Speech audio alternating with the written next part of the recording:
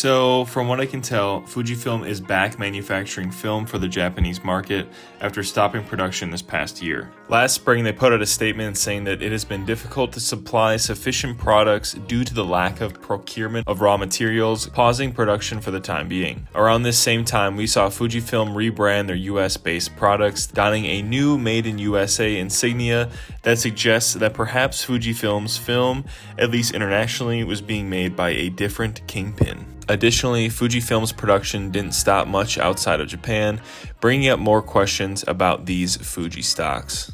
Well, recently, through a variety of different outlets, I've learned that Fujifilm is back with their new branded film stocks. These film stocks have an expiry date of 2026 and do have Made in Japan printed on them. According to Yvonne, who posted a couple videos about shooting film in Japan recently, she traveled there and documented what the status of film was like in Japan, and I thought there were a handful of takeaways that were, of noteworthy interest. The first and most obvious is having Fuji back making film. I think when the news first came out last year that they were pausing their local market, and Kodak was seemingly creating Fuji for the international market, my notion was that Fuji was stepping out of the film game entirely and leaning more into the success of their digital camera lineup, specifically like the X100V cameras. With the news of Pro 400H being canceled a handful of years ago, and then this popping up, I figured this was the beginning of the end for old Fuji, but thankfully I was wrong. So the fact that Fuji hasn't seemingly turned its back completely on film and is manufacturing it at least locally is probably the biggest takeaway for me. Yvonne goes on to say how she bought the new Fujifilm Superior Premium 36 exposure for around $14 US and Fujifilm 100 36 exposure for around $9 US. However, they both did have limits on how many you could buy, and no, sadly, there was no Pro 400H being remanufactured. But something else that really stuck out to me in her video was how much more affordable Fujifilm was in Japan compared to most of the Kodak stocks, or honestly any of the film stocks that are manufactured outside of Japan. While yes, with shipping and import fees, obviously that's going to be the case, but I think with some given context, you also will be surprised with how much of a difference, I guess, the prices are compared to Fuji. Reflex Labs films being produced and packaged in Asia is a good example. In those markets, getting Cinestill can be extremely expensive. Compared to the same film, a Reflex Lab film, which is much more local, it can be bought for a fraction of the price.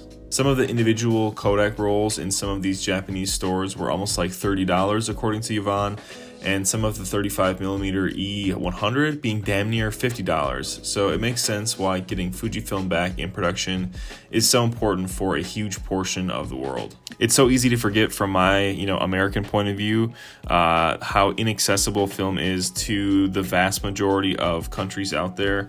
Most of them don't have the infrastructure and backing that US does with their camera stores and Kodak, etc., etc. So I think having a reliable manufacturer for the Eastern Hemisphere, basically that whole half side of the world, is crucial for the success of film continuing on. For Japanese and Asian markets, purchasing film at that cost would be backbreaking, honestly, especially considering the vast majority of film shooters are doing it as a hobby with no real means of making that extremely high cost back up.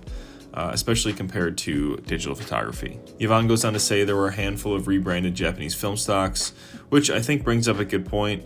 More and more I've seen these rebranded film stocks that are seemingly a, quote, new film, and always wonder what or where these come from.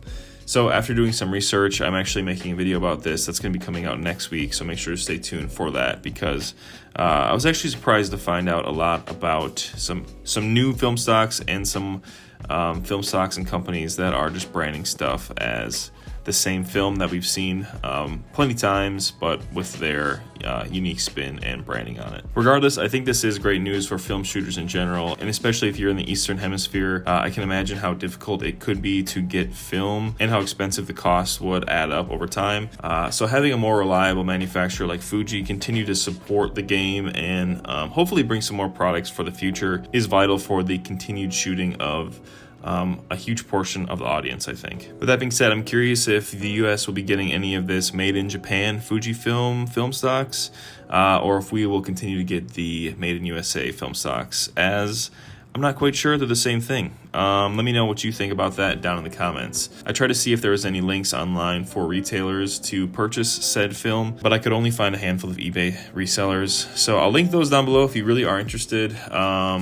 But yeah, otherwise I think that's going to wrap it up for this one, guys. Let me know down in the comments what you guys think about Fujifilm making film for the Japanese market, and if you think that we'll get it for us here in the US or European markets.